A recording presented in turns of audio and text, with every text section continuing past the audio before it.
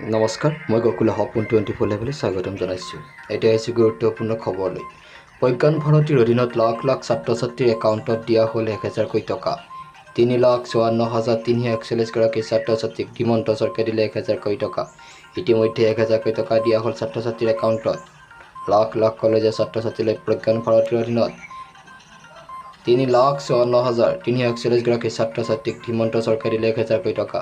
কিতাপ বহি ক্ৰয় কৰিবলৈ কলেজীয়া শিক্ষাৰ্থীক 1000 কোটি টকা দিলে একাউণ্টত। টকাৰ সৎব্যৱহাৰ কৰিবলৈ আহ্বান শিক্ষামন্ত্ৰীৰ। ইতিমধ্যে ছাত্ৰ ছাত্ৰীসকলৰ একাউণ্টত 1000 কোটি টকা দিয়া হৈছে। এটা ভাল খবৰ ছাত্ৰ ছাত্ৰীসকলৰ বিগ ব্ৰেকিং নিউজ। 3,54,341 গৰাকী ছাত্ৰ ছাত্ৰীক হিমন্ত চৰকাৰে দিলে 1000 কোটি টকা। কিতাপ বহি ক্ৰয় কৰিবলৈ কলেজীয়া শিক্ষাৰ্থীলৈ 1000 টকা দিলে একাউণ্টত। লাখ লাখ কলেজীয়া ছাত্ৰ ছাত্ৰীলৈ প্ৰজ্ঞান ভাৰতীৰ অধীনত দিয়া হ'ল 1000 কোটি টকা ছাত্ৰ ছাত্ৰীৰ একাউণ্টত। ইতিমধ্যে 1000 কোটি টকা ছাত্ৰ ছাত্ৰীৰ একাউণ্টত দিয়া হৈছে।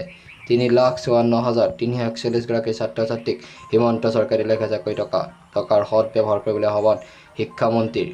গতিকে এনেধৰণৰ বাবদ পাই থাকিবৰ বাবে যদি আপোনাৰ চেনেলটো ছাবস্ক্ৰাইব নকৰে প্লিজ ছাবস্ক্ৰাইব কৰক। ধন্যবাদ।